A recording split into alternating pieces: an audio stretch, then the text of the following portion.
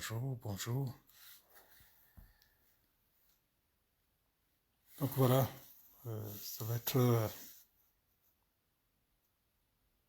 quelque chose de vite fait, comme d'habitude. On est en live sans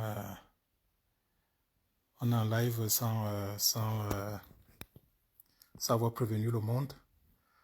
Donc, ouais, excusez-moi, il commence, nous sommes déjà en plein automne ici. Je vous dis, voilà, je vous dis, pour vous qui commencez à vous connecter, je tiens à vous dire merci. On va faire quelque chose de très vite, de très rapide pour ne pas perdre votre temps. Enfin, déjà, je crois pas que quand vous vous connectez, c'est que vous êtes en manque de temps, bien vous ne savez pas quoi faire de votre temps. Vous avez juste parfois besoin d'un discours pas nouveau, mais d'un discours constant qui s'inscrit dans une certaine logique qui ne nous égare pas. Donc c'est pour ça que je vous remercie beaucoup pour la confiance que vous me faites en me suivant. Oui, Lutin Jiki, bonsoir. Bonsoir Aziro Minlo. Bonsoir Victoire. Ouais, tu es quelqu'un qui est assez constant. Donc voilà. On va essayer ici de parler comme d'habitude. Oui, bonsoir Claire. On va parler ici de la campagne Biya must go. Paul Biya doit partir. On a comme, si vous avez observé comme moi que même si c'est présent dans l'esprit de beaucoup d'entre nous, dans la réalité de nos actions, de nos actes quotidiens, ce n'est plus perceptible. Ce n'est plus perceptible. On est en train de parler d'autres choses, vraiment des trucs périphériques qui ont tendance à diluer et mettre en péril cette campagne-là. Donc, c'est pour ça que moi je suis quelqu'un d'assez constant. Si vous avez suivi, que ce soit de manière orale ou bien par écrit, sur cet espace-ci même. Oui, bonsoir Ulrich. On ne peut pas mener un combat si on manque de constance. Si on n'est pas assez, on reste figé sur l'objectif qui est le nôtre. C'est pour ça que j'essaye avec assez de difficultés parfois d'essayer de ramener des gens de les ramener sur le chemin, de les ramener sur le champ, sur le théâtre d'opération, sur ce pourquoi est-ce que nous battons. Il ne faut pas qu'on l'oublie. On est depuis le 7 septembre 2020 dans une logique, dans une campagne, Paul Biya doit partir. Le reste est vraiment périphérique. Vraiment, même qu'on ait arrêté Camto, qu'on ait fait ceci, nous le savons déjà. Quand on s'était lancé dans cette campagne-là, on savait, on connaissait les conséquences, on connaissait les risques, on connaissait ce à quoi on devait s'attendre. Donc voilà, c'est ça l'objet de mon live de ce jour. Je ne vais pas être assez long, donc je vais commencer par une petite note. Je dis une note pour essayer de mon point de vue, c'est une note mobilisatrice. C'est pour ça que je vais faire jouer cette petite vidéo en fond sonore en attendant qu'on continue le partage.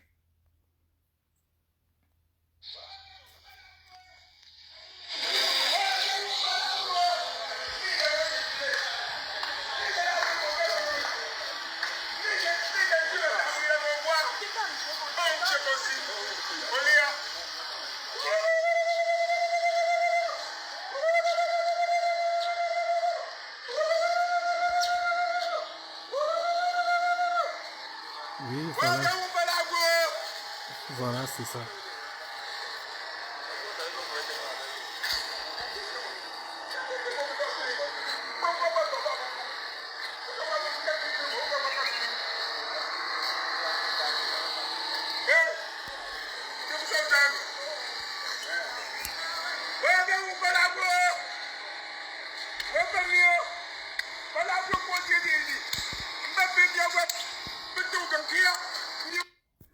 Ok, voilà, c'est ça, je dis, je suis sociologiquement très proche du coin de celui qui est en train de crier là. mais je ne comprends rien. Donc voilà, il le fait en Baham.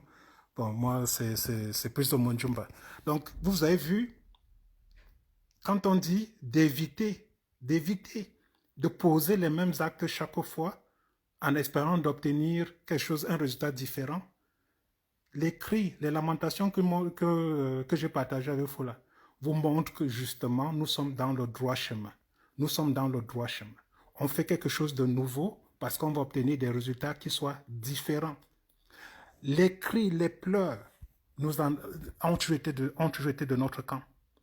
Tout le temps. Oh, on a tiré sur N'Djamène, on a tiré sur Ndoki, on a emprisonné Rosan Ndjimeni, on a fait ceci, on a martyrisé les prisonniers politiques, ils dorment à la belle étoile, ils souffrent, ils font ceci. Nous savons que ça faisait partie des méthodes de la dictature.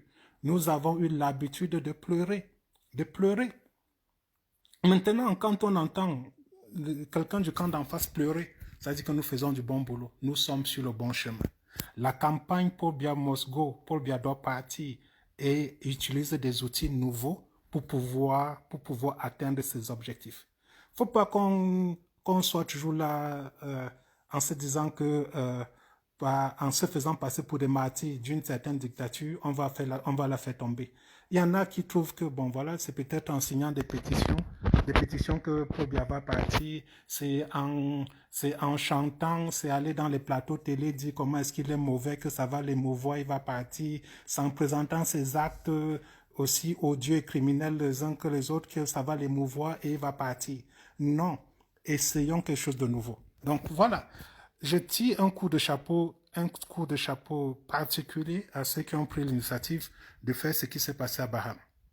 Ce n'est qu'en faisant comme ça, en multipliant des actes de ce genre-là, que nous, justement, la multiplication de ces actes-là, ça fait partie d'un arsenal nouveau que nous utilisons pour l'atteinte de nos objectifs et ça nous met sur le droit chemin. Ça nous garantit des résultats différents de ce que nous avons obtenu depuis lors. On doit les entendre chaque week-end. Les gens du camp d'en face pleurer comme ce monsieur de Baham. Chaque week-end, chaque jour. C'est-à-dire qu'on commence d'abord chaque week-end. Après, on passe, ça devient maintenant une activité quotidienne. Ça fait partie de leur quotidien, ça fait partie de leurs habitudes. Parce que nous, les gens de notre camp, ça fait 38 ans que nous souffrons. Ça fait 38 ans que nous pleurons comme lui. Ça a donné quoi? La dictature, elle s'est renforcée. Plus on pleure, plus ça les fait plaisir.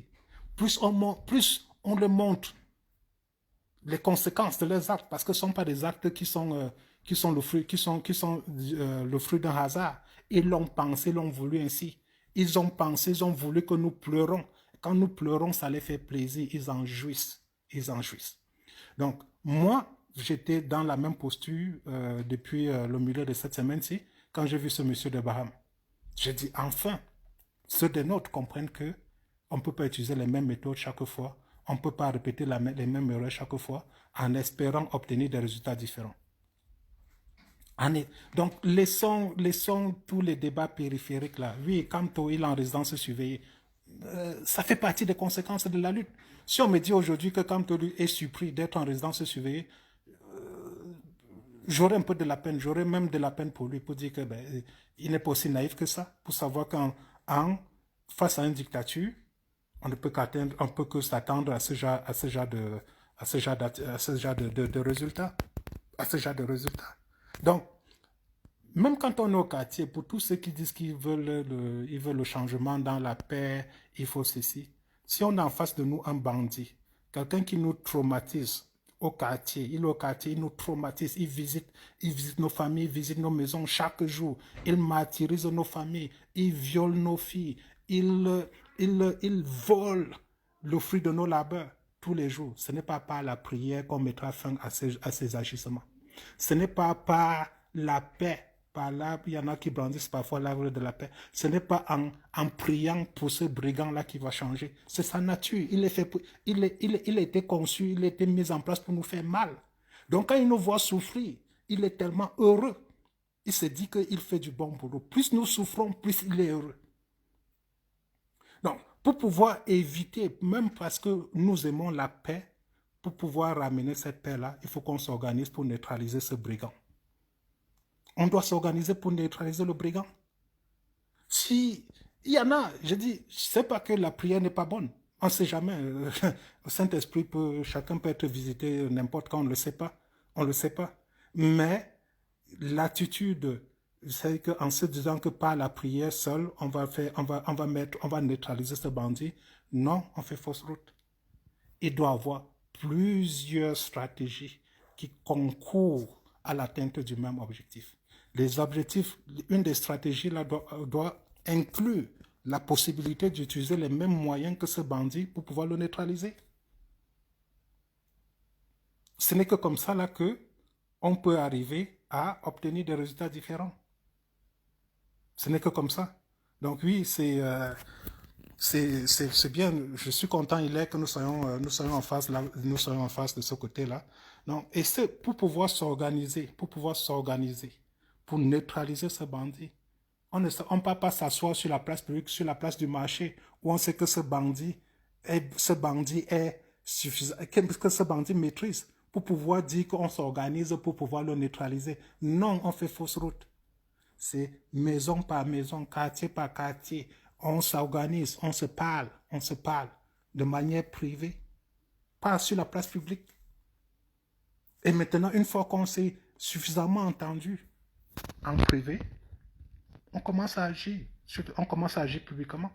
Le bandit commence à avoir des barrières qu'il n'avait jamais soupçonnées.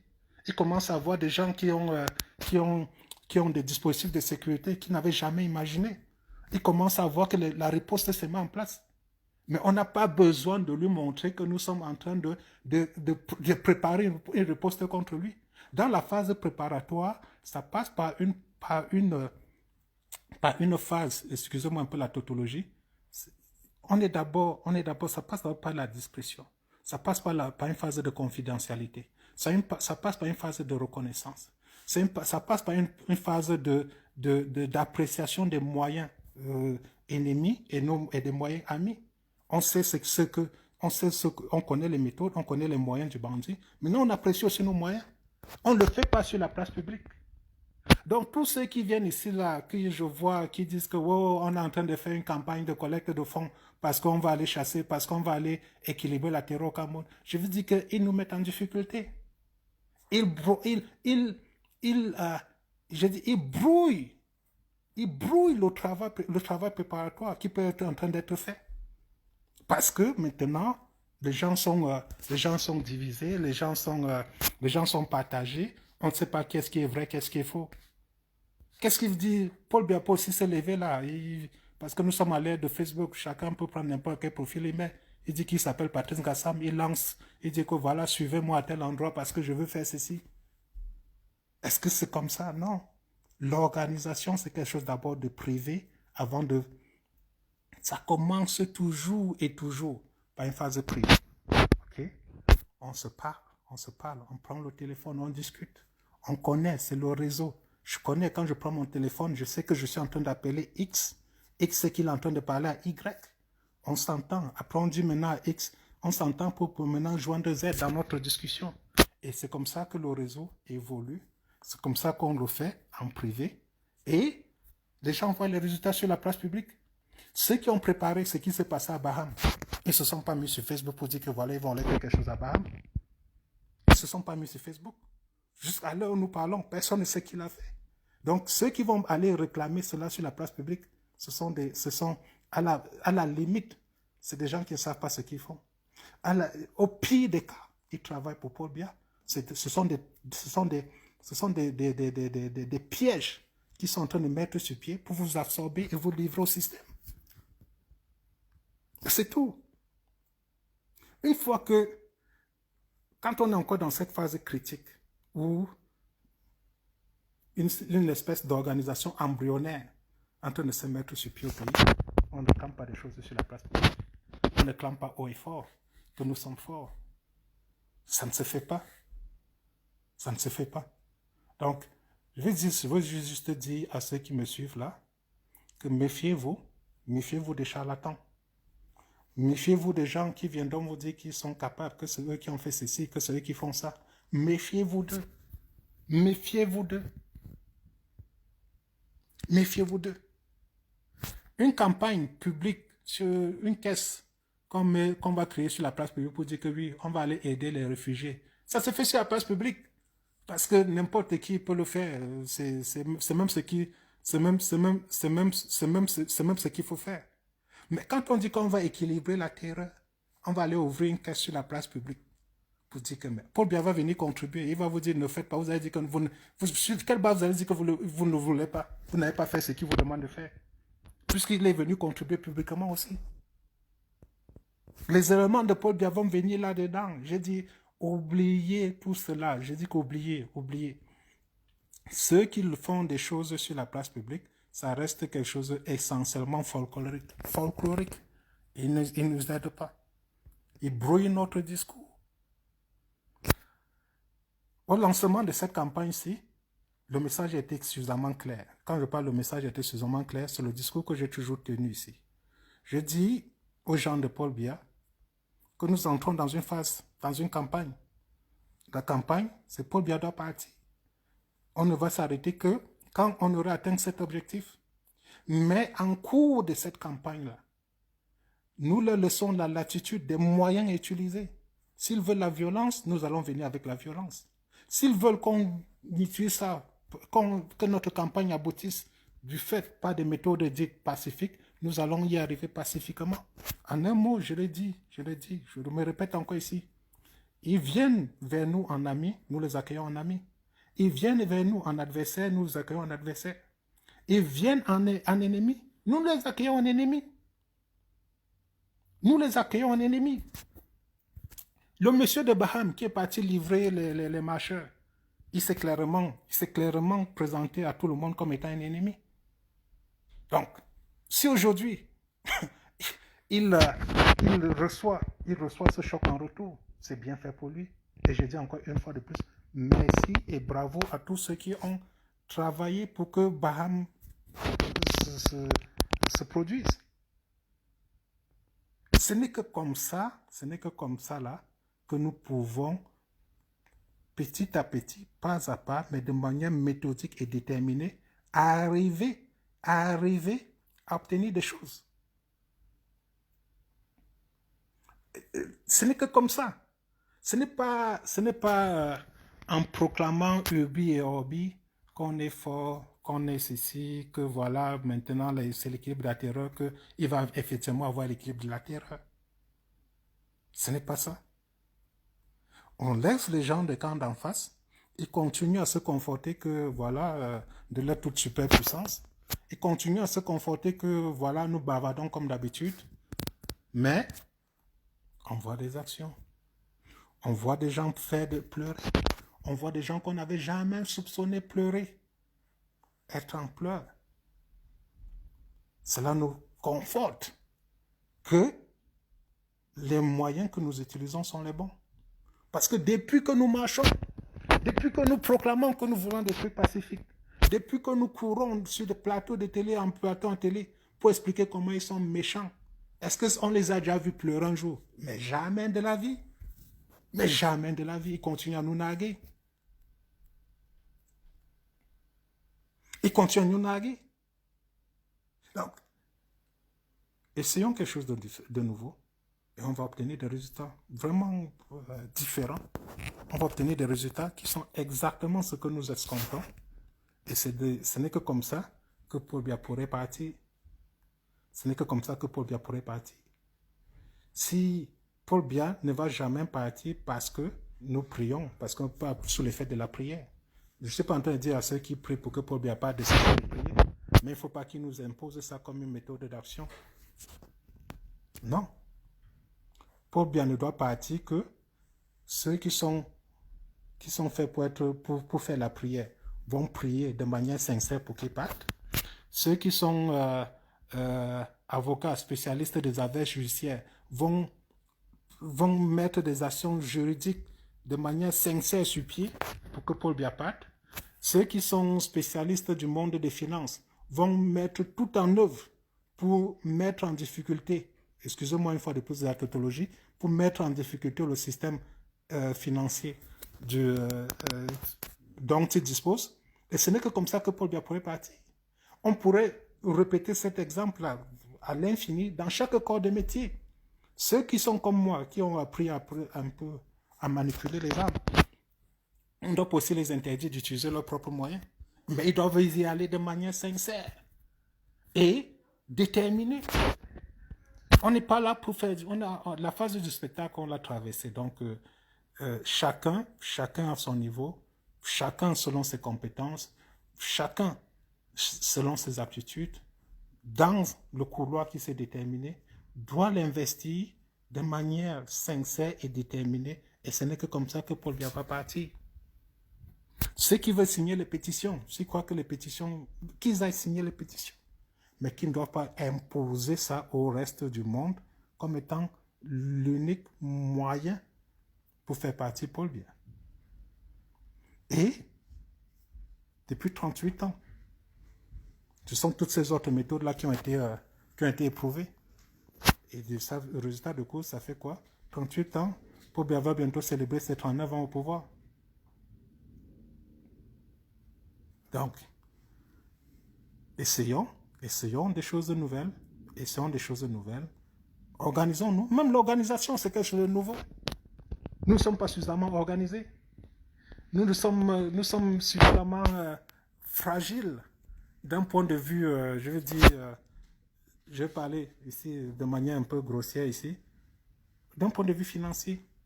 Regardez regardez tous les faits. Ça fait depuis au moins 2 ans qu'on ne dort plus, on ne respire plus. Nos énergies sont absorbées par une histoire de 14 000 euros. 14 000 euros, ça représente quoi pour faire tomber un système? Ça représente quoi? Mais rien.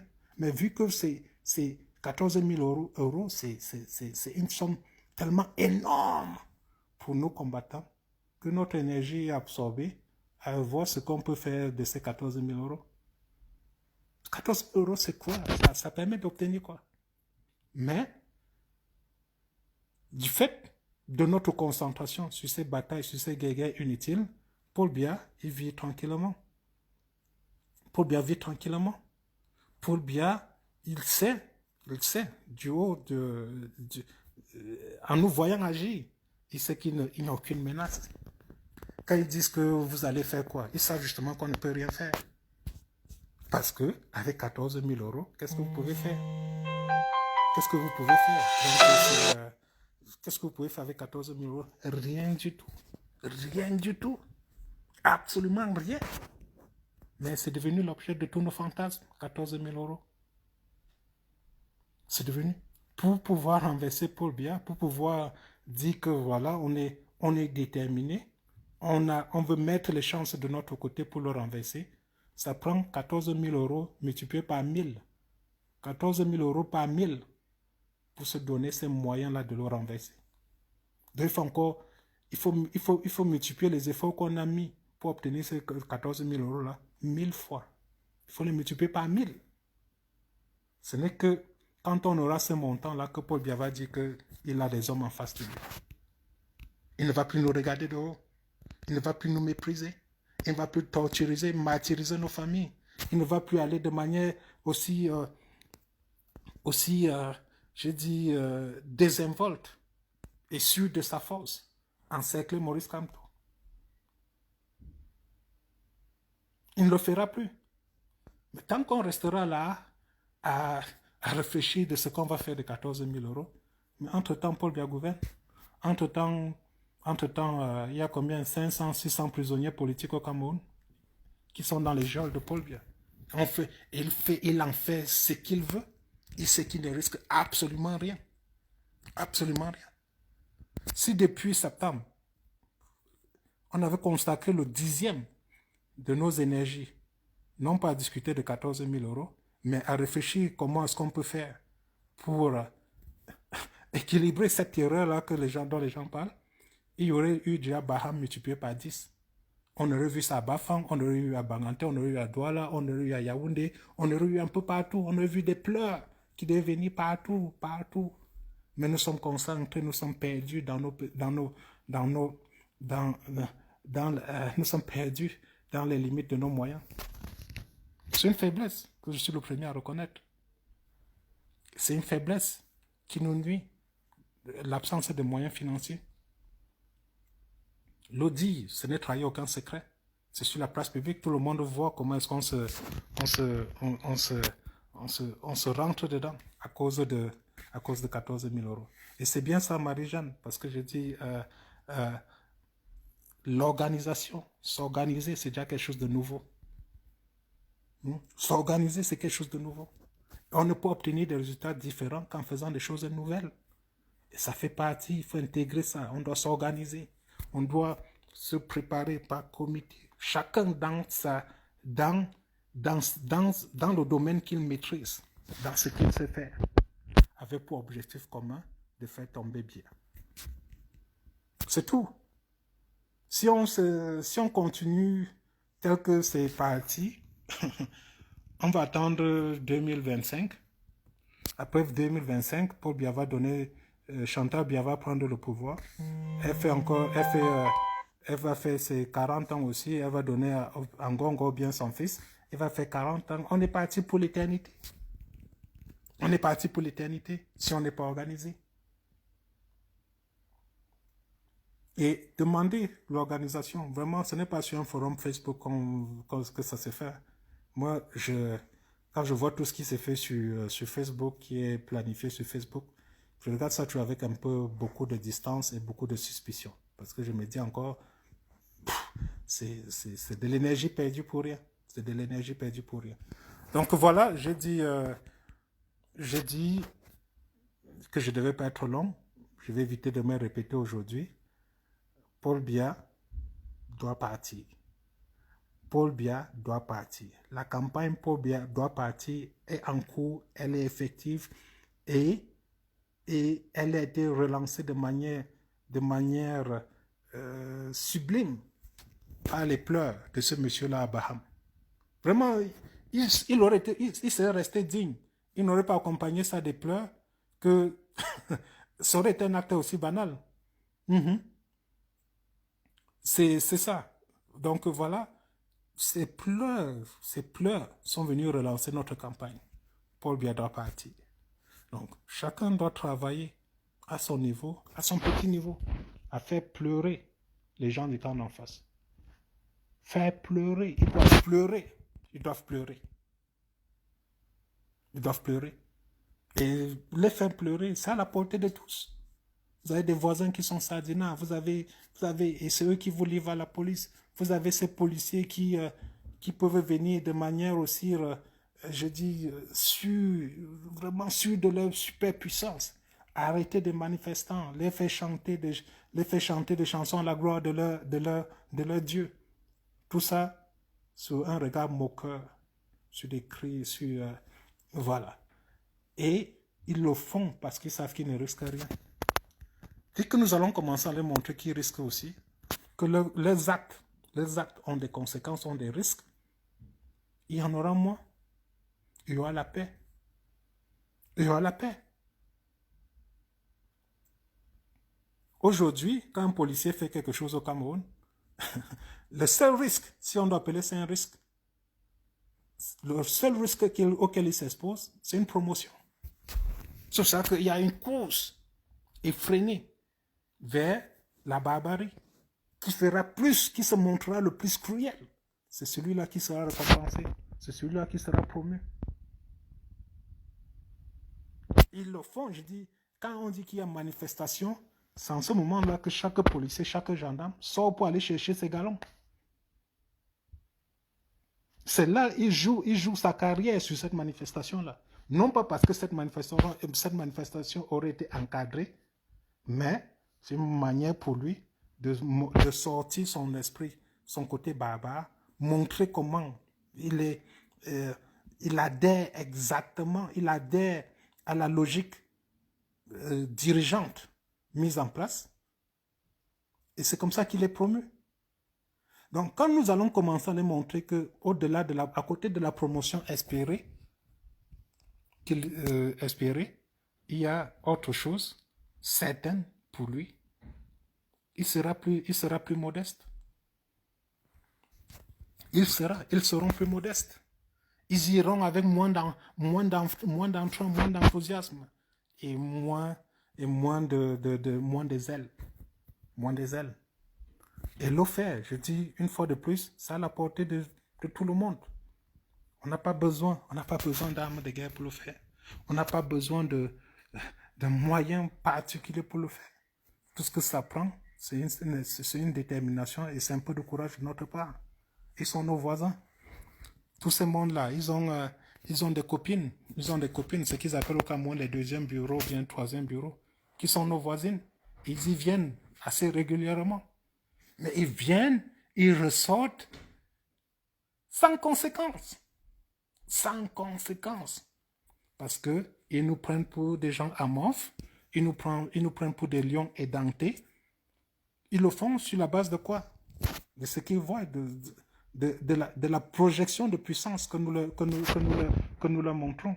Tout ce que nous leur montrons comme projection de puissance, c'est qu'on se tripe pour 14 000 euros. On se tripe pour 14 000 euros. Comment ils vont nous respecter? Comment ils pourront prendre au sérieux des petits mots d'ordre que nous pouvons lancer? Comment ils pourront le prendre? Mais s'ils regardaient que, oh là là, les gens en face là, ils n'ont pas 14 000 euros, mais ils ont 14 millions d'euros qui leur permettent d'évoluer, ils seront beaucoup plus modestes. Ils se feront beaucoup plus petits. Ils sauront que nous avons la puissance nécessaire pour faire respecter ce que nous disons, pour nous faire respecter et respecter les mots d'ordre que nous lançons. C'est ça. C'est ça. Donc, au-delà même de ce qu'on pourrait appeler le syndrome de Stockholm, c'est-à-dire quand on va aujourd'hui au Cameroun, que ce soit, je ne parle pas seulement quand on parle au Cameroun, je dis les Camerounais, où chacun essaie d'être l'ami d'un tortionnaire pour éviter d'être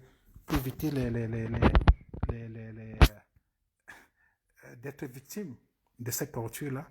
Ça nous aide pas, ça nous détruit. Vous allez voir ici, pour ceux qui sont à l'étranger, chacun essaie d'avoir un ami commissaire au Cameroun, chacun essaie d'avoir un ami colonel au Cameroun, chacun essaye, et même ceux qui sont ici au Cameroun, chacun essaye. Voilà, je connais tant, je fais ceci, pour éviter, parce qu'ils se disent que ça les met à l'abri. Résultat de course, nous souffrons toujours de leurs actes et de leurs méfaits. Donc, sortons radical fighter Bouchou. Les francophones ne seront jamais des anglophones. Non, ce n'est pas ça le but ici. Ce n'est pas ça le but. Je dis francophone, anglophone. Il y a une espèce de, il y a un virus qui a été inoculé chez les Camerounais, chez tous les Camerounais d'ailleurs. Je parle francophone ou bien anglophone. C'est un virus de sympathie vis-à-vis de la tyrannie. Et ça nous nuit, parce que tenez-vous tranquille. Les premières personnes qui se mettent sur nos chemins, c'est les membres de nos familles.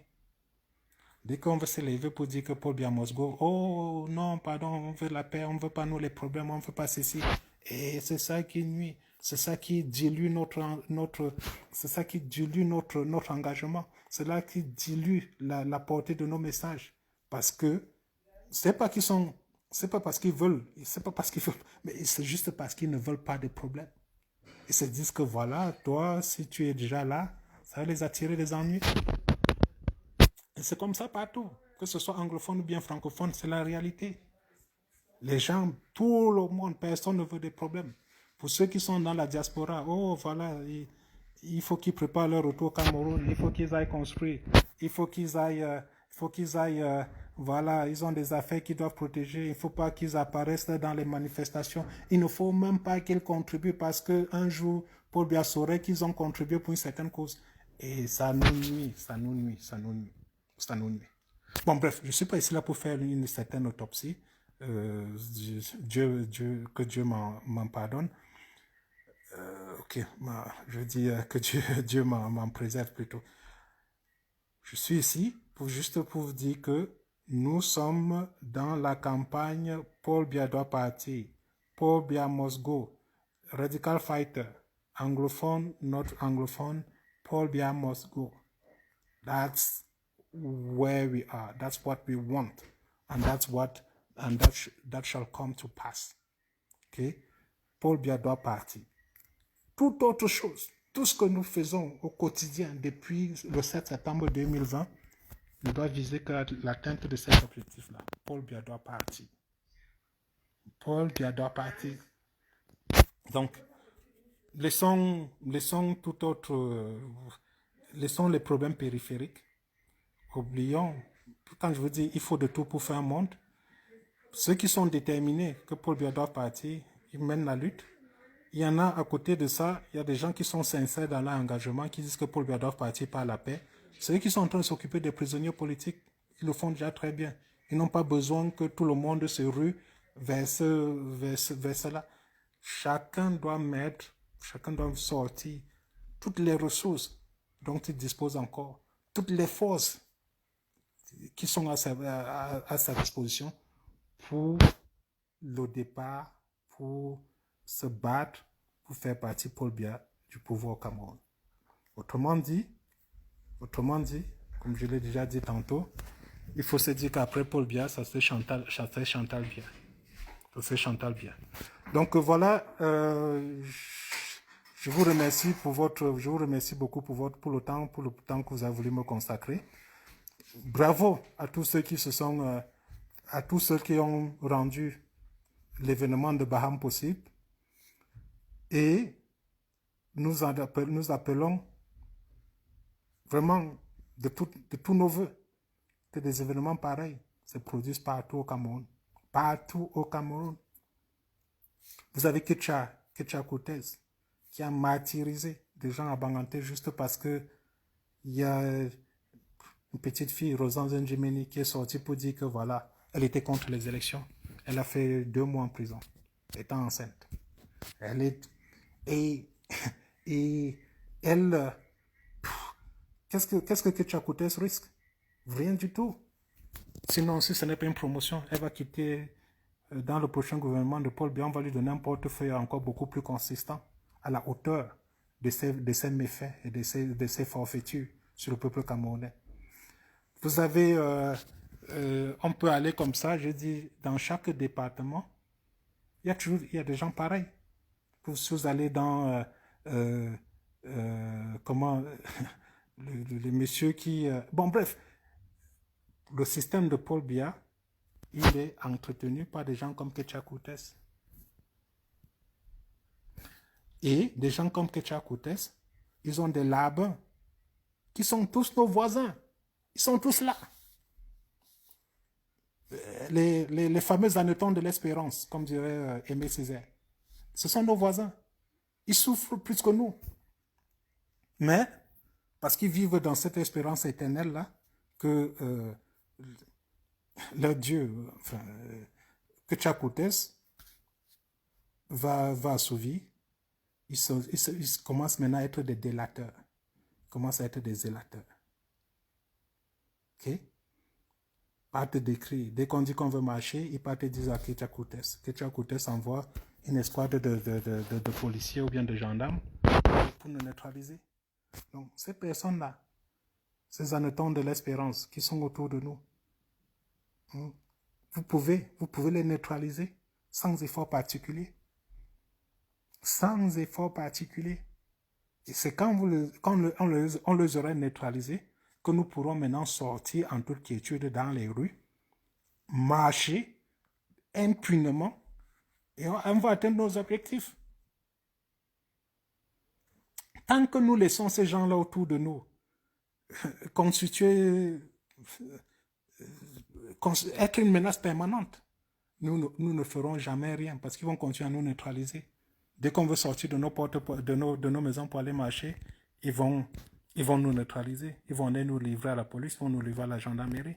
Ils vont nous livrer aux griffes de la tyrannie.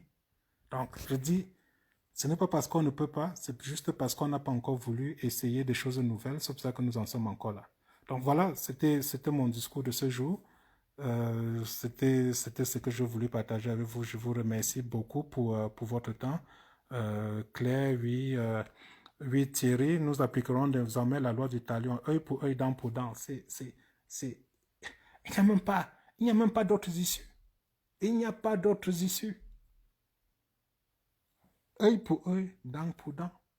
Ils sont gentils avec nous, nous sommes gentils avec eux. Ils sont méchants avec nous, nous sommes méchants avec eux.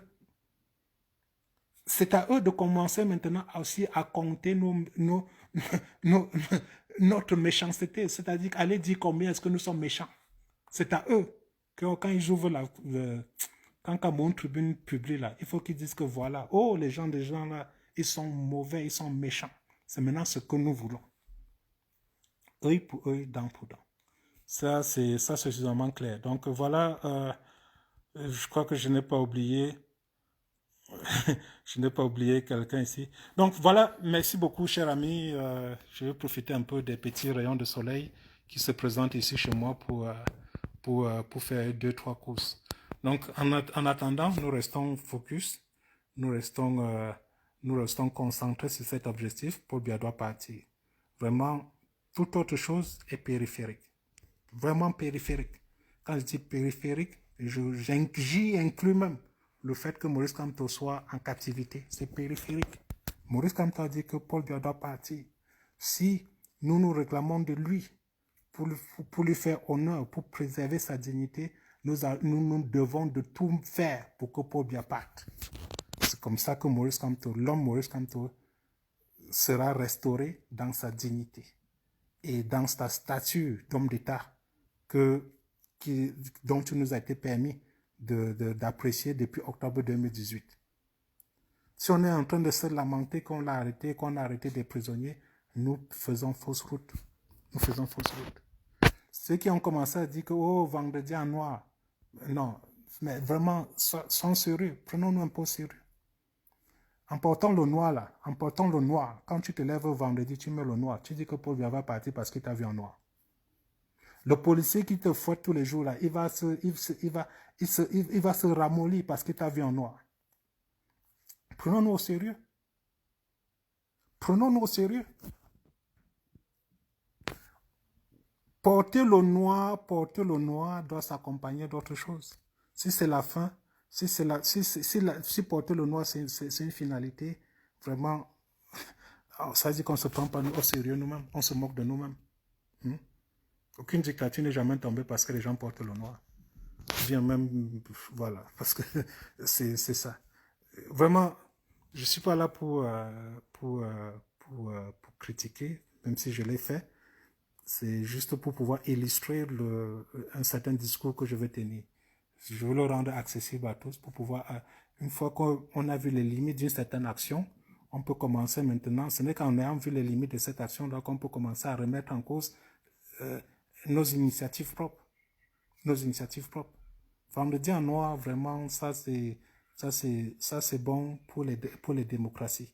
On ne peut pas dire que Paul Biya c'est une dictature, le régime camerounais c'est une dictature, et on utilise les méthodes propres aux démocraties pour la combattre. Ça ne se fait pas.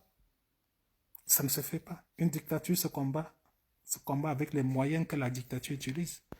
Même au-delà de tout système se combat avec les propres moyens qu'ils utilisent. Dans les régimes démocratiques, le port du noir peut faire tomber un régime. Dit qu'on va porter le noir pour faire tomber Paul Biya, inconsciemment, on met dans nos têtes que Paul Biya c'est un démocrate, et le discours qui transparaît à ceux qui nous regardent, qui nous observent de loin, ils disent que le Cameroun c'est une démocratie. Les gens sont libres de porter le noir, Paul Biya ne leur fait rien. Au Cameroun, on peut porter le noir. Voilà, ils préservent votre liberté d'expression parce qu'ils vous permettent de porter le noir, parce que vous avez dit qu'en portant le noir, il va tomber. Bon, voilà, comme je vous laisse porter le noir, ça dit que je suis démocrate. Et on le combat donc pourquoi? On le combat pourquoi? Soyons conséquents, soyons sincères, soyons logiques vis-à-vis de nos engagements. Et ce n'est que comme ça qu'on pourra atteindre des résultats différents. Ce n'est que comme ça. C'est clair. Pour moi, ça semble parfois être des évidences suffisamment claires. Mais bon, quand je vois certaines personnes qui se lancent, je dis, ben, c'est ça qui m'inspire, ces 2, 3 mots sur ce genre d'action-là. Donc, pour moi, aujourd'hui, je vais dire, je dirais, mon seul mot de félicitation, mes seuls remerciements ne peuvent qu'aller qu'aux gens qui ont rendu possible ce qui s'est passé à Baham. Ce n'est que eux qui méritent une certaine appréciation de ma part. Vraiment, tout le reste là, tout le reste, je dis, bon, tant mieux pour vous. Si vous voulez aller au paradis, c'est une aspiration légitime. Mais nous, notre paradis là, notre paradis, c'est sur terre. On va atteindre ce paradis là quand on va voir Paul Biya, qu'on aura chassé Paul Biya. C'est ça notre paradis. Et pour faire tomber Biya, on utilise les méthodes qu'il utilise sur la terre pour rester là où il est. Et non pas en portant le noir. Donc voilà. Quand je me suis levé tout à l'heure, nous sommes déjà un peu ici chez moi, nous sommes déjà dans ce qu'on appelle l'automne, il fait un peu froid. Donc souvent on a tendance à porter du noir en ces temps-ci. J'ai dit, comme dans le message que je devais porter, il y avait une référence au noir, j'ai dit que non, cela aurait pu brouiller mon discours. Donc c'est pour ça que j'ai évité de porter le noir. C'est ça. Donc chacun fait ce qu'il veut, libre à eux, mais il ne faut pas qu'ils viennent brouiller nos discours. Vous voulez porter le noir, allez porter le noir de loin. J'ai même vu certains gars du MSC qui ont commencé à dire que oui, vendredi en noir. C'est depuis 2011 que Kawala dit que vendredi en noir. Ça a donné quoi? Vous voulez encore faire 7 ans, 8 ans, 10 ans, 20 ans dans les vendredis en noir? Mais quand vous avez essayé quelque chose, 1 an, 2 ans, 3 ans, ça ne marche pas. Changez de stratégie. Oubliez ces conneries de vendredi en noir. Bon, enfin, que Dieu me pardonne. Voilà, vous voyez, plus je parle, plus j'ai tendance à dire des conneries, plus j'ai tendance à être méchant et désagréable. C'est pas ça mon but. Je voulais juste faire passer mon message. J'espère que le message est passé. S'il est passé, transmettez-le auprès de vous. Faites circuler. Et ce n'est que comme ça que tous ensemble, on pourrait atteindre nos objectifs. Voilà, oui. À chaque action du régime, il y a une réaction sans complaisance. Vraiment sans complaisance. Et je voudrais aussi dire que vraiment, soyons indulgents vis-à-vis de ceux du MSC. Soyons indulgents vis-à-vis de ceux qui ont d'autres manières de voir le monde. OK? Que le MSC sorte pour condamner ce qui se soit passé à Baham, c'est de bonne guerre, c'est logique. Moi, je serais à leur place, je ferais pareil. Ils se doivent de condamner. Mais vu que nous ne sommes pas du MSC, ce que nous voulons faire ne dépend pas de ce que le MSC veut faire. Laissons le MSC dans sa logique. Ils vont faire le changement dans la paix. Si ce changement-là arrive, quelles que soient les méthodes utilisées, tout le monde sera soulagé. Tout le monde. Si le MSC en faisant son changement dans la paix et que ça arrive effectivement, je serai content. Mais si ceux qui pensent comme moi que voilà, il faut utiliser les mêmes méthodes Paul Biya pour que le changement arrive, si nous réussissons, ceux du MSC seront aussi contents. Ils ne vont pas nous condamner. Donc, chacun dans sa logique, chacun dans son rôle. Ceux qui font la politique vont faire la politique. Peut-être à travers la politique, ça va faire tomber Biya. Nous-mêmes aussi, nous faisons la politique, mais nous la faisons autrement. Nous la faisons en étant réaliste. Nous la faisons en étant pragmatique. Nous la faisons en étant pragmatique. Et le pragmatisme nous dit que ce n'est pas important le noir que Paul Biya va tomber. Le pragmatisme nous dit que ce n'est pas important le noir que le policier va cesser de nous fouetter. Le pragmatisme nous dit que ce n'est pas important le noir, que ce régime sera beaucoup plus tendre vis-à-vis de nous, qui vont nous apporter de l'eau et de l'électricité. Le pragmatisme nous enseigne que pour faire tomber une dictature, il faut utiliser les moyens de la dictature. Le pragmatisme nous dit que pour pouvoir y arriver, nous devons montrer à ceux qui sont en face de nous que leurs actes contre nous a des conséquences. A des conséquences. Et ce ne sont pas toujours des conséquences heureuses. Parce que quand nous disons que nous devons sortir, nous devons aller marcher contre eux, nous connaissons les conséquences. Nous savons que nous risquons nos vies, nous risquons, si nous sommes chanceux, on peut finir en prison. Mais au pire des cas, nos familles seront endeuillées. Nous connaissons les conséquences là. Donc, nous travaillons aussi à leur montrer que les actes qui posent contre nous ont des conséquences, qui ne sont pas toujours des conséquences heureuses. Ça doit être ancré dans leur tête. Ça doit être quelque chose ça doit être une réalité palpable qu'ils doivent voir. J'ai fait ceci, voilà ce qui m'est arrivé. Celui qui pleure à Baham, là, il pleure parce qu'il avait fait cela. Ça doit être clair, inambigu comme message. Parce que quand ils nous arrêtent, ils nous envoient en prison, ils nous fouettent, ils disent qu'ils vous fouettent, ils nous fouettent parce que nous avons marché. Ils nous fouettent parce que nous avons dit qu'on veut leur départ du pouvoir. Oui, voilà, oui, Thierry, chacun dans son couloir. Mais ça doit être avec beaucoup d'engagement et beaucoup de sincérité. Le spectacle, la phase du spectacle, elle est passée. Nous sommes dans une phase de lutte. Parce que Maurice Kamto qui est encerclé aujourd'hui, il n'est pas en train de faire du spectacle. C'est quelque chose il vit. Il est dans les serres de ce régime. Les manifestants les plus courageux d'entre nous qui sont dans ils ne sont même pas en cellule, qui sont embrigadés dans les postes de commissariat ou bien de gendarmerie à Douala, à Yaoundé, ils ne sont pas dans la fiction. Ils vivent la réalité de la criminalité de ce régime-là. Donc pour nous aussi, pour pouvoir leur montrer que nous partageons les mêmes objectifs, surtout nous partageons leurs souffrances, nous devons de faire pleurer ceux qui les torturent. Exactement comme ça s'est passé à Baham. Ce n'est pas en leur apportant, autant pour moi, de l'eau à manger que ça va les soulager. Celui qui est aujourd'hui embrigadé du fait de ce notable de Baham, on a réparé toutes ses blessures. On a mis fin à toutes ses peines. Il vit maintenant du fond de sa geôle. Il a le cœur léger. Parce que nous avons permis que ce qui se passait à Baham se produisa.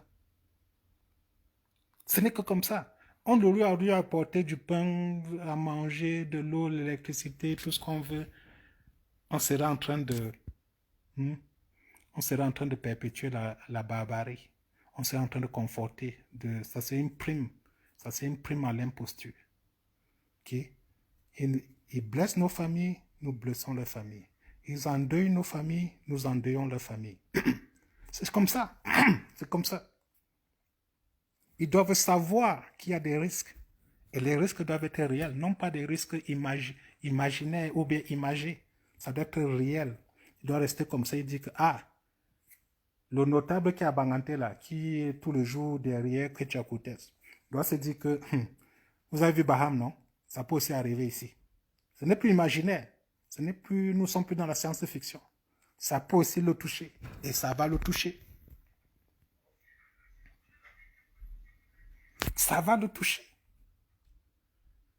On viendra aussi à un moment où le policier là, qui va regarder, va dire que c'est moi qui avais tiré sur Célestin Jamin, même comme c'est un nom que j'ai de la peine à prononcer aujourd'hui. Mais bon, en son temps, il était sincère. C'est moi qui avais tiré sur celui qui avait tiré sur Célestin Jamin là. Il est aujourd'hui sur fauteuil roulant. Il est sur fauteuil roulant parce qu'il avait tiré sur Célestin Jamin. Ça doit arriver et il faut que ça arrive. On doit évoluer. On doit évoluer comme ça, là, petit à petit. Qu'on reste tous. On dit Raymond Essogo, qui était parti arrêter le président élu Maurice Kamto, l'a menotté, l'a empêché d'avoir accès aux toilettes pour faire ses besoins. Qu'on le voit aujourd'hui là, paralysé. Tout le monde doit savoir qu'il est paralysé parce qu'il avait fait ceci.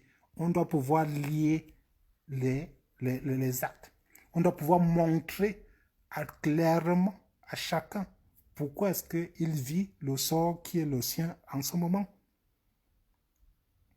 On ne doit pas faire des trucs qu'on commence à cacher. On dit que ouais, vraiment, c'est le type de Baham là, c'est lui qui a brûlé sa voiture. Non, même si c'est lui-même qui a brûlé, nous disons que c'est bien. Il a brûlé ça parce qu'il a livré les manifestants. Il a livré les manifestants. Ce n'est que comme ça là que petit à petit, nous allons commencer à, je dis petit à petit, centimètre par centimètre, mètre par mètre, kilomètre par kilomètre, nous allons commencer à gagner des espaces de liberté. Ils deviendront moins encombrants, moins étouffants. Ce n'est que comme ça. Ce n'est que comme ça là. C'est-à-dire qu'aujourd'hui, pour sortir, aller dire bonjour à son voisin, on doit plus trembler en se disant que voilà, un policier peut venir juste parce que voilà, il se sent zélé, il se sent couvert, il peut venir nous faire n'importe quoi. Non, les libertés s'arrachent. Les libertés s'arrachent. Et ce n'est pas par la prière qu'on gagne des espaces de liberté. Ce n'est pas par la prière, ce n'est pas par l'arbre de la paix que les esprits sont touchés et deviennent subitement épris de paix et de justice. La paix et la justice ne viennent que parce qu'il y a des gens qui ont combattu, qui ont rendu cela possible. On ne peut pas espérer la paix, la justice, l'équité, le bonheur pour tous dans un système tyrannique. Plus nous pleurons, plus ils sont contents. Plus nous pleurons, plus ils sont contents. Regardez les résultats de l'ENAM. On va encore dire quoi dessus? Nous savons que c'est comme ça qu'ils le font. Ils sont ce qu'ils sont. Ils sont ce qu'ils sont. Montrons-leur par autre chose que nous savons qu'ils sont comme ça là et nous venons préparer à leur faire face. Nous venons préparer à leur faire face. C'est là que la seule réalité. On ne doit pas venir en utilisant des moyens asymétriques, des moyens, à la limite même, ouais, c'est même plus, c'est très dissymétrique, asymétrique ici là. En se disant que voilà, il va venir en face de nous avec tous ses moyens, il a les gilets pare-balles, il a un casque, il a un casque sur la tête, il a un fusil mitrailleur, et nous venons comme ça là, les bras en l'air, on se dit que voilà, les bras en l'air, on va les branler. Non. En face de lui, on doit mettre un dispositif qui soit équivalent à la menace, capable de faire face à cette menace, supporter cette menace, et la contenir. Et la contenir. Et ces moyens-là, c'est justement, quand on parlait, c'est pas, celui qui est armé, c'est pas parce que, excusez-moi, je vais dire ceci. Oublions le fait que quand on sort, on n'est pas armé. Je dis déjà même seulement la parole, c'est une arme. Les bras que nous avons, c'est une arme. Les jambes que nous avons, tout ce qui est autour de nous, ce sont des armes. Donc, ils sont armés en face de nous, nous sommes aussi armés. Le seul problème que nous avons, c'est qu'ils utilisent leurs armes et nous n'en faisons pas usage de nôtres. Nous n'en faisons pas usage de nôtres. Parce qu'on se dit que nous sommes encore dans une phase où il faut établir qu'ils sont méchants. C'est ça, c'est ça.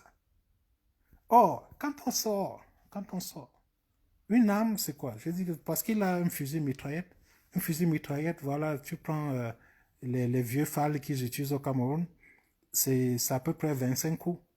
C'est à peu près 25 coups. Et c'est même pas puisqu'il faut qu'il recharge. 25 coups, c'est-à-dire qu'il peut potentiellement tuer 25 personnes. Dès que nous sommes 30, nous l'avons neutralisé. Être juste 30, c'est déjà une arme. Supérieure à celle qui est en face de nous. Nous avons la supériorité, mais on n'utilise pas nos armes. On ne l'utilise pas. C'est pour ça que ça leur donne l'illusion d'hyperpuissance. Et nous en sommes là. On se dit que voilà, on a tiré sur nous, on veut le changement par la paix, on continue à pleurer, on continue à saturer nos téléphones des photos de leurs actes. Et pourquoi? Pourquoi? Nous avons des armes que nous n'utilisons pas. Ce sont des dire que nous ne sommes pas armés. Nous sommes armés. Dans le jargon juridique, on appelle ça arme par destination. Nous sommes armés, ils sont armés. Mais pourquoi c'est eux qui ont tué au-dessus? Parce qu'ils utilisent leurs armes et nous n'utilisons pas les nôtres. Nous n'utilisons pas les nôtres. Ce sont ces petits détails-là oui, ça peut paraître de l'ordre des détails, mais ce sont ces détails-là qui font toute la différence. Ils viennent déterminer, nous venons en face d'eux en étant tièdes. Nous les engageons, mais de manière tiède. Nous croyons que c'est un jeu. Nous croyons que nous essayons un peu de nous projeter on projette la qualité, notre bon cœur, notre être sur eux. On se dit que comme nous sommes gentils, eux aussi sont gentils. Oh, ils sont méchants. Ils viennent pour tuer. Ils ne viennent pas pour tuer n'importe qui, ils viennent pour nous tuer. Ils viennent pour nous faire du mal. Oh, nous avons la possibilité d'éviter que cela se produise. On n'évite pas. On se couche par terre, on se dit que voilà, si on est couché par terre, si on est habillé en noir, ils ne vont pas le faire. Si on commence à siffler, on commence à crier, on commence à chanter l'hymne national, comme ils sont militaires, ils vont se mettre au garde-à-vous, et puis nous, on va passer. Mais ils viennent pour nous tuer. Oui, Valentin, Valentin, voilà, c'est... merci beaucoup, merci beaucoup. Tu peux te mettre au repos, comme on dit parfois. Ils viennent pour nous tuer. Or, on a toute la possibilité d'éviter cela. Mais on se rend à eux. Dès qu'ils disent que monter dans ce camion, tout le monde court. Tout le monde court pour monter dans le camion. Sans effort. Vous voyez les policiers, ils sont plus ventrus que moi là. Vous voyez même ceux qui viennent les neutraliser. Ils n'ont rien pour pouvoir neutraliser cette foule. Mais juste, on se dit que si on est sympathique, si on les obéit, on se met à l'abri. On se met à l'abri. Et, résultat de course, en janvier 2019, il y en avait combien? Il y avait combien de prisonniers politiques? Je ne sais pas, 300, 400. En septembre 2020, ils ont multiplié ce chiffre par 2. Ils ont multiplié ce chiffre par 2 parce qu'ils sont en terrain conquis. Ils sont en terrain conquis. Vraiment, chers amis, faites passer ce message auprès de vous, ce système n'est pas puissant. Ils sont puissants parce que nous leur donnons l'illusion qu'ils sont puissants. Nous leur montrons qu'ils sont puissants. Or, c'est un système qui est à bout de souffle, qui tient sur un fil. Et ce fil-là, c'est le respect que nous avons vis-à-vis d'eux. C'est ce respect-là qui les permet d'être encore en place. C'est ce respect qui les permet d'être encore en place. Ils tiennent sur un fil. Ils sont à bout de souffle. Eux-mêmes, dans leur fort intérieur, ils se disent que vraiment, il est temps que cette souffrance-là prenne fin. Mais comme nous couchons devant eux, nous nous aplatissons devant eux, ils continuent. Ils continuent. Ils n'ont aucun moyen. Quand je parle de moyens, c'est des moyens opérationnels, des moyens stratégiques pour pouvoir faire face, pour pouvoir nous faire face. Oui, Blaise Ngomjob, il faut apprendre des anglophones. Oui, il faut apprendre des anglophones. Mais on peut aller de manière graduelle, vraiment de manière graduelle. On n'a pas besoin d'arriver au niveau où les anglophones sont arrivés pour faire tomber ce système. Ça prend juste quelques éléments, quelques petits courages. On se dit, c'est une illusion de pouvoir. Ils ne sont pas puissants. Ils n'ont même pas les moyens pour entretenir les armes qu'ils ont. Ils n'ont pas les moyens pour pouvoir faire face à la foule. Ils arrivent à payer péniblement les fonctionnaires. Après avoir payé, Il ne reste plus rien dans les caisses. Donc, il n'y a même plus rien pour le maintien de l'ordre. Il n'y a plus rien. Mais regardez, vous voyez, je vois, je suis pas Cameroun, même si les réalités camerounaises ne me sont pas étrangères. Vous voyez un policier, il est seul au carrefour. Seul. Et autour de lui, il y a 100 personnes, mais il arrive à neutraliser ces 100 personnes. Il les neutralise. Tout le monde vient devant, oui chef, pardon chef, pardon. Et comment? Comment ils ne vont pas continuer à nous martyriser? Comment ils ne vont pas continuer à nous martyriser? Une seule personne, il neutralise 100 personnes. Sans m'avoir tiré un coup de feu. Bon, je vais finir là-dessus. C'est un autre petit... je ne veux pas dire... Je ne suis pas prétentieux pour donner des conseils. Ok? Dieu a créé ses lois et la nature et ses lois. Elles sont ce qu'elles sont. Vous regardez en forêt, il y a un animal qui est dit tout puissant, fait du hasard, c'est le lion. Ça peut être imagé ce que je suis en train de dire, ça peut être aussi la réalité de notre vécu. Au Cameroun, il y a quelqu'un qui se fait appeler l'homme lion. Mais quand vous regardez dans la forêt, dans la forêt, la savane, comment les animaux s'organisent pour faire face au lion. Vous regardez le buffle. Le buffle, il a en tout et pour tout, je dis quoi, pour se défendre, ce sont ses cornes. Mais c'est que ses cornes face au lion ne peuvent rien. Il ne peut pas faire face au lion juste en utilisant ses cornes.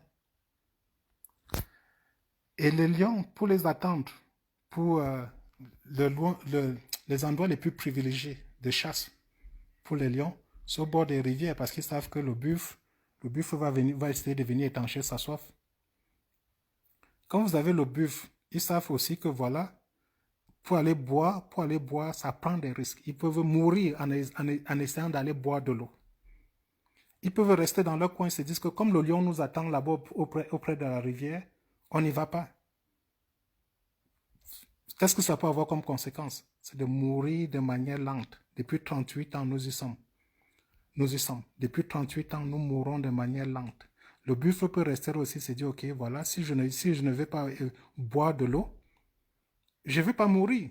Le lion ne va pas me tuer. Donc, je ne vais pas mourir. Mais en le disant, il va mourir.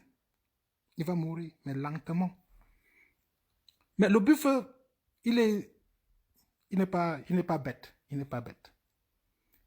Il s'est dit, ok, comment faire face au lion? On ne sort pas de manière isolée. On sort toujours en groupe. Nous sortons en groupe. Nous sortons ce qu'on appelle les troupeaux. Nous sommes 100. Parmi les 100 là, c'est possible que un soit mangé par le lion. Mais ça aurait permis à 99 autres d'étancher leur soif et de vivre normalement. Au meilleur des cas, comme nous sommes 100, si le lion vient face à nous, nous l'entourons, nous pouvons le faire reculer. Et parce que nous l'avons fait face à ce lion-là, tous de manière concertée, de manière en groupe, nous sommes partis 100, tout le monde a étanché sa soif, nous sommes rentrés 100, tout le monde est heureux. C'est ça. Nous le voyons tous les jours. Regardez un peu comment ça se passe dans la nature. C'est une loi simple. C'est une loi. Si le buffle en est capable, si les animaux qui ne sont pas dotés d'intelligence en sont capables, pourquoi nous refusons d'utiliser ces moyens qui sont à nos portées? Pourquoi nous? Pourquoi nous ne pouvons pas faire comme eux? Quand on sort de manière isolée, on peut se donner à la gueule du loup. On peut se donner au lion. Quand on refuse de sortir, on meurt lentement parce que la soif va nous tuer. On meurt lentement. C'est ça ce que je dis depuis 38 ans. Regardez, s'il faut regarder les statistiques. Regardez les statistiques. Combien de gens meurent du fait de ce système-ci? Rien que du fait de ce système. Parce que le système ne leur apporte pas le minimum vital pour leur garantir la vie. il y en a à peu près, les statistiques parlent d'à peu près 50 000 personnes qui meurent chaque année du fait de ce système-là. Ils n'ont pas accès à l'eau, ils n'ont pas accès aux soins de santé, ils ne peuvent pas vivre de manière digne. Ils meurent systématiquement. C'est 50 000 personnes qui meurent chaque année au Cameroun, juste par l'effet de l'incompétence de ce système. Je dis que directement, ce n'est pas de manière indirecte. C'est 50 000 personnes qui meurent chaque année. Okay. Si 50 000 personnes sortent, 50 000 personnes sortent et se disent qu'ils partent faire face à Biya. 50 000 personnes, 50 000 Camerounais sortent pour aller faire. C'est les 50 000 personnes qui auraient pu mourir cette année-là. Ils partent faire tous, ils font face à Biya. Biya peut tuer 3 000. Il peut tuer. Je dis qu'il peut tuer. Je me mets dans l'optique du lion, là, du troupeau de 100 personnes qui sont sorties. Les lions ont pu attraper un. Je dis donc que si 50 000 personnes sortent, Biya peut tuer 3 000. Il peut tuer 3 000. Il y aura 47 000 qui auront survécu. En une année, on est parti d'un potentiel de 50 000 morts à un maximum de 3 000 morts. Maintenant, puisque Biya est parti, chaque année, on a maintenant un taux nul. Au lieu d'avoir 50 000 morts, on a maintenant 0, 0, 0, 0, 0, et tout le monde a gagné. Tout le monde a gagné. Donc, c'est des petits trucs qui sont à notre portée, mais personne ne veut les utiliser. Chacun pense que voilà, si je ne peux pas me sauver seul, je vais survivre. Mais en essayant de se sauver seul, il met à petit feu. Il entre dans les statistiques de 50 000 morts annuels. Or, en faisant face, comme je vous ai dit, Paul Biya tue directement 3 000. 3 000 partent avec lui. Paul Biya part. On a sauvé 47 000 vies. Et chaque année, on commence à sauver 50 000 autres. Voilà le problème camerounais. Voilà qui est aussi facile. J'essaie d'utiliser des termes aussi simples pour pouvoir vous montrer que c'est possible. Si les taureaux, si les buffles le font, pourquoi nous, on ne peut pas le faire? Pourquoi on ne peut pas? C'est juste une manière de penser. Mon ami Wakanda parle de stratégie de guerre. Oui. Ces stratégies sont généralement élaborées sur la base de nos vécus, de nos réalités, qu'on peut voir ça partout, dans la nature, un peu partout. C'est comme ça qu'on bâtit des stratégies. On bâtit des stratégies. Voilà. Ok. Je commence à avoir soif. J'ai parlé des points d'eau, des buffets comme ça, et puis voilà, de manière dans mon subconscient, ça me fait avoir soif. Donc voilà, je vais vraiment me séparer de vous aujourd'hui à ce niveau-là. Je vous remercie beaucoup pour votre patience. Je vous remercie beaucoup pour la confiance que vous m'accordez en me suivant. Il y a des gens qui sont très réguliers ici. Je vois mon ami Hello Dodo. Hello, oui, je te remercie pour la confiance que tu me fais. Oui, Jean-Marie Wako, conseil de guerre, mon lieutenant. Oui, voilà, je dis, vous savez, j'ai toujours parlé ici là de la qualité d'un militaire. Le militaire, il n'est de militaire, parce que quand on vous demande, quand j'intègre l'école d'officier, c'était une question très difficile. C'était une question très difficile sur laquelle il nous était demandé de réfléchir. C'est quoi la spécificité militaire? Qu'est-ce qui fait de vous un militaire? Pourquoi est-ce que vous avez choisi d'intégrer le métier des armes? Il y a des questions, il y a des réponses rhétoriques. Oh, moi je viens, c'est parce que je veux défendre mon pays. Moi je viens parce que je veux, voilà, je vais un peu des trucs un peu accessibles à tous. Voilà, mourir pour son pays, tout le monde le fait. Même ceux qui se disent patriotes aujourd'hui. Les gens comme le commissaire Junior Zogo, les Jules Meignet et consorts, ils se disent qu'ils sont des patriotes. Eux aussi peuvent mourir pour leur pays, mais ils ne sont pas militaires. Défendre son pays, défendre sa nation, ce n'est pas une spécificité militaire, c'est pas ça qui fait le soin militaire. Donner sa vie pour le pays, tout le monde peut donner. Quand on regarde en France, s'il faut rentrer dans prendre ce genre d'exemple, parce que j'étais dans une école militaire française. Tous ceux qui se disaient résistants, ils n'étaient pas militaires, mais ils donnaient leur vie pour leur pays. S'il faut rentrer dans nos réalités, tous ceux qui ont fait un peu du maquis, ils ont donné leur vie pour leur pays, mais ils n'étaient pas militaires. Donc, en fin de compte, ce qui fait la réalité d'un militaire, l'unique, ce qui fait sa spécificité, ce qui fait d'un homme un militaire, c'est le pouvoir de donner et de recevoir la mort. Il est fait pour tuer et il est fait pour être tué. C'est pour ça que dans tous les réflexes, dans tout ce qu'on fait en tant que militaire, c'est en tenant compte de cette réalité-là. C'est avec cette réalité prégnante-là. Elle est toujours présente. Ok? Je suis là pour donner la mort et je suis là pour la recevoir. C'est pour ça que de manière, qu'est-ce que ça a comme conséquence? Tout ce qu'on parle, tout ce qu'on fait n'a un rapport n'a de rapport direct avec ça, la mort. C'est avec la mort. Je peux mourir ou bien je vais tuer. Je peux mourir ou bien je vais tuer. Et puisqu'on sait qu'on peut mourir, on se bat tous les jours pour essayer de trouver des méthodes pour éviter de mourir. Si vous avez suivi un peu le général Patton, le général Patton a dit que le bon soldat n'est pas celui qui meurt pour sa patrie, mais le bon soldat est celui qui fait en sorte que celui qui est en face là meurt par amour pour sa patrie.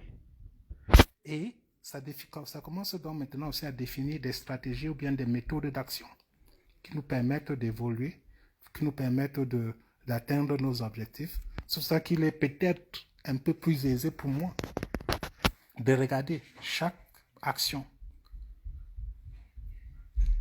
en intégrant cette réalité-là, en essayant toujours de voir ça sur un angle de vie ou de mort et apprécier facilement qu'est-ce qui est le bon chemin, qu'est-ce qui est le mauvais chemin. Essayer de voir comment je peux faire pour que ceux qui sont en face de moi, ceux qui me combattent, meurent par amour pour le combat qu'ils le font. Comment je peux faire pour que quand je sois avec 10 personnes pour aller les combattre, que je revienne avec mes 10 intacts? Comment? Voilà, c'est ça. Ce n'est pas, c'est la réalité. Je dis une fois de plus, c'est peut-être beaucoup plus perceptible pour ceux qui ont fait le métier des armes. Et c'est pour ça que je peux apprécier des choses d'une certaine manière, un peu très différente. C'est ça, quand je vois des gens qui disent qu'ils vont porter le noir, Paul Biya va partir. Moi, j'en rigole. Quand je vois des gens qui vont dire qu'ils vont signer des pétitions, Paul Biya va partir. Moi, j'en rigole. Parce que d'un point de vue opérationnel ou bien même stratégique, c'est des efforts et des espoirs perdus.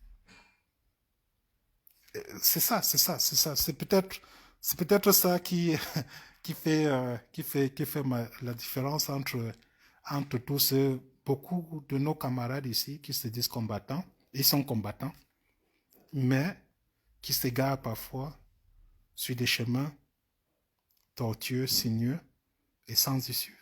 Le plus grave, c'est que ces chemins-là soient sans issue. C'est ça en fait. Non, c'était pour répondre à mon ami Wakanda et voilà, quel encore l'autre qui a fait un rapport avec l'armée. C'est ça en fait. Donc, voilà. Je suis tout le temps très content de partager, d'échanger avec vous. Je vous souhaite, sur ce, je vous souhaite un très bon week-end et rendez-vous ici là même, incessamment très proche. Allez, au revoir.